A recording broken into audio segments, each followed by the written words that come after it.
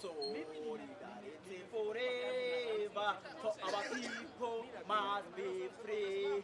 Solidarity forever, solidarity forever, solidarity forever, for our people must be free. Solidarity forever, solidarity forever. Solidarity forever, for our people must be free. Solidarity forever, solidarity forever, solidarity forever, for our people must be free. Our people must be free. Our brothers must be free. Our brothers must be free. Africans must be free. Kenyans must be free. Your person is a multiplier. Forever. Solidarity forever. Solidarity forever. For our brothers must be free. Solidarity forever. Solidarity forever. Solidarity forever. For our brothers must be free. Yes, we want our brothers back. We want to know the whereabouts of our brothers. The Bob Jagge, comrade, and Jamie Longton, and the other somebody Langton. The Langton brothers. 3 people have been abducted. I do not know where they are. The IG has been ordered to come to the court and has refused to come. He has sentenced death guilty. And the judge has given a ruling that he is in contempt of court. We want to see what will happen. But this is very painful, very, very painful for the families, the immediate kin and brothers and wives and children of the victims. It is so sad. It should not be happening in modern day Kenya. It should be discouraged. It must be condemned in the strongest terms possible. Nobody should be abducted, kidnapped by their own government, by the police, by the DCI or the NIS or whoever they are. It is not right. The police are not above the law, and we must educate them on this. We must tell them the truth. Nobody is above the law. It seems that Kenyan police follow orders from above, not the constitution. That is why we are in trouble. That is why they can do anything and get away with it. It is so wrong, my people. It's a conversation that we must raise up. It is a conversation that we must bring up, each and every one of us. It doesn't matter who you are. It doesn't matter whether you are educated. We are human beings. We are all human beings equal in the eyes of the Lord. We must destroy this entitlement by the people in government over the poor people of this country. This superiority over others is what has destroyed humanity. It is what has destroyed this country. We cannot get justice in our courts. If you cannot get justice in our courts, then it means we are taking a very bad thread. If the IG cannot obey court orders, it means poor Kenyans also should not be forced to follow court orders. So it means the powers of the court are being watered down.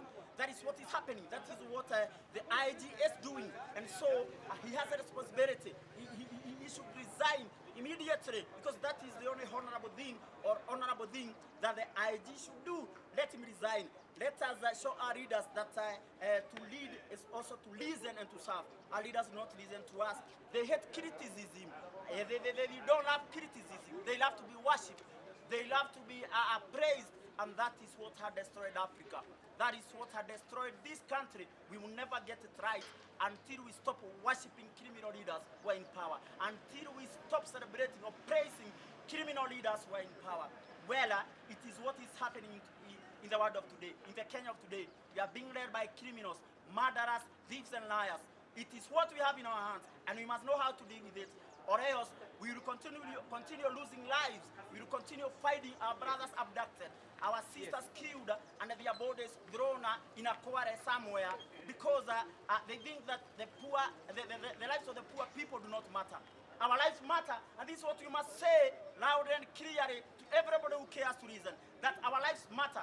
All life matters. All life is sacred. Every life is sacred. We do not want to see any more people dying in the hands of the government, in the hands of the police. As somebody said that we have come to a point where parents are educating their children only having to end up burying them. So what is happening? Also, we can talk about the fire in Endarasha. That is something that should have been avoided, but it could not be avoided because our country is a country of politics of lies, politics of individualism, politics of seeking individual interests over national interests. My God, if you do not address these issues, if you do not address these problems, then get it from me. Expect for this nation to continue going through more calamities, going through more troubles, violence, death, and the cruel hand of death taking people. We have also seen accidents happening in our country. In the past 1 month, almost 30 people have died in our roads. Why? Because our leaders are not there to serve us. They are there to serve the interests of the former colonial masters. That's what is happening. So we must, this country, if it is to heal, we must confront our colonial past. That's it. There's no other way out. The only way out for this country is for this country to heal. If it's gonna heal, then we must address or confront our colonial past. So sad, so very sad. Right now, I've seen the Uber people protesting in the streets. Right here, just the other minute, the Uber people, that is, and they are protesting against the companies, foreign companies that have taken over their business. And one thing I've seen are them saying they are put there in their placards or the placards that they are carrying. One of them has said, he has repeated the words of one Simon Kapepwe, a vice president of Zambia from 1978 to 1980. And Simon Kapepwe said and told Africans that if you are not careful, then colonialists will come back as investors. Let me tell you why young people cannot find jobs in this country. Let me tell you why majority of the people are poor, are extremely poor in this country. It is because we are being colonized. We are still being colonized. The Britain, the USA, the IMF, the World Bank, they are the people who are calling the shots in our economy. They are the people who control our economies. The economy of African countries. We are still being ruled by the West. And now, if we are to deal with our nation, the issues, the bad politics in our country, we must also see the hand of external influence, or we must deal with external influence in the politics of this country, and bring that to an end once and for all. Our parents were not foolish or stupid. When Kamau, who was their leader, realized that the colonialists were not going anywhere, he stood up and organized the people, and he told them that it's better to die on your feet than to live on your knees for fear of the colonialists. Today, we must stand up and say it is better to die on our feet than live on our knees in our own country for fear of the government. Let me tell you, governments everywhere operate through fear. The world is ruled through fear. The world is ruled through propaganda. Yes, that's it. And now it's time for us to face all the propagandas that the rulers of the world, or those who control the world, use to keep people in slavery in this century. These are the lies that we must confront if you are to be able to bring down this evil government, because these governments are inherently evil. That is why we find ourselves fighting one problem and trying to solve a problem, then another problem recurs. The same problems keep recurring again and again and again. We look for justice, but we cannot get it in our own country. Why? Because even our courts, our colonial courts, they are still using the laws that were being used by the British to humiliate Africans or our fathers here in this country. This is what is happening today. Don't expect to get any justice in our courts. True justice is to be found in the hearts of men. There's something called the court of conscience. And that is what we must, that is the court that we must go to, all of us. That is, we must listen to our inner voices. We must listen to our inner hearts. And we must come up with a method where we shall be able to resist these people who are in power, who kill us and kill our brothers and sisters and abduct our brothers and sisters when they stand up and say, we are tired of corruption. We are tired of greed by the political dynasties. We are tired of being jobless in our country. We are tired of being humiliated in our own country. We are tired of worshipping thieves and criminals, praising thieves and criminals. We are tired. Africa has so many resources. Africa is blessed with many resources. The land is good, the climate is good, but it's so sad that our people have got to die while we are still sitting on all this wealth, like it is happening in Congo, because the problem of one African country is the problem of another African country. It's the same thing that happens in Congo. There are a lot of minerals in Congo. There's no nation in the world that is blessed with minerals and resources like the nation of Congo. But the people of Congo are being killed through conflicts that are not of their own making. Conflicts that are funded and organized and engineered by politicians. It is the same that happens here. Like the cattle rustling in this country, it is politicians who fund this conflict so that they can continue controlling the people, so that they can continue clinging to power. My people, it's time for us to think, for us to use our minds, for us to use our brains. We will not get justice, we will not get freedom, we will not get equality. In fact, we will not get the right to exist or live in our own country if we are not ready to use our minds. Marcus Garvey said that we all have got brains. God gave us brains, and it will be an insult to the great God to forego the use of our brains. It's so sad that we have to watch helplessly as our brothers are being abducted, as our brothers are being killed by people who should be protecting us, by the government that should be protecting us, but quite the opposite is happening. We are being killed by our own government, by our own police officers. I've said again and again that police killings in Kenya is a vestige situation. I don't know for how long. Parents will have to continue burying their children, their bright children, children with a bright future, like Denzel Omondi, who was killed at the week that he was to graduate from JKUAT University. But his life was cut short by a police bullet.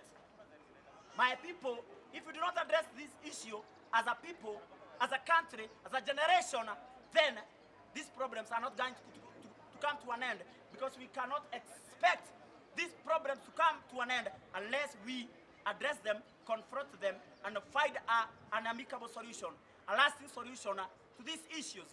It's time for us to stand up. Whoever you are, it doesn't matter. You have got brains. You are human beings. And we have got our dreams. We have got our hopes. We have got our aspirations. But all these have been curtailed by greed and gluttony of our leaders, or the people in power. It is so sad that we have to die. We have to bleed for them to rule. We have to bury our children for them to continue clinging to power. How long shall this continue? How long shall this go on? We must come out of our fears. Fear, my people, is an illusion. Yes, fear is an illusion. Fear is a punishment. And the most severe form of punishment. And it's so sad that in our generation, that we are made to live in fear. We are a generation that is made to live in fear and denied all our basic rights. Now, my people, it's time for us to rise up. And we have the power to fix this nation. The power is within us. The power is in our hearts. The power is in our minds. The power is in our souls. And we must get our souls on fire. We must educate our people. Exhort our people. Enlighten our people. And bring our people out of mental slavery. Today, if I can address the issue of today, I can address the issue of today. We were denied entry into the Milimani locals today as activists. And it is a sad thing anyway, because also I found that they had denied entry to a certain brother still, who is a real brother to the Longton brothers. And another cousin there. And I had to intervene, and I spoke to Nelson Harvey, and I told him that we have been denied entry But I told him what is of great concern is the denial of the brothers, of the families, of the victims to be denied entry to the court. That is an absurdity. That is so wrong. It's an issue that should not be happening in a country that calls itself a democracy. We are not a democracy. We are a dictatorial government. We are a dictatorial country where the rulers do anything and get away with it. And so we could not enter into the Milimani law court today because maybe they were afraid that we would give our peace of the mind. So in this country, if you are always ready, not afraid, and to give a piece of your mind, they label you an enemy. They label you a rabble-rouser, an agitator. And I found that myself in that situation. But I will not continue speaking the truth until the day I die. I'm alive today for a reason. I believe that. And I also believe you yourself, you are alive for a reason.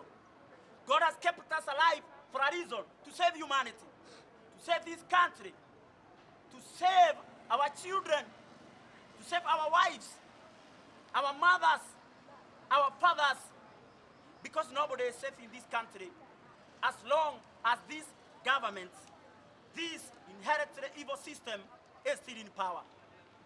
Take it from me, we will continue having these problems, having to see people die in the streets, through road accidents, violence everywhere, police killings, and it's sad that it has to happen. It is sad that we wake up every day not knowing whether we will go back to our dens or to our homes in the evening. It's so sad that the poor people in this country are treated like worse than animals, like we do not have a right to exist. I mean, that's how our leaders hold us in contempt. That's the way they look down on us. And I've told you that the problem is the system. So we must fight for an overhaul of the system, the whole system, the whole governance system. We must arise together as brothers and sisters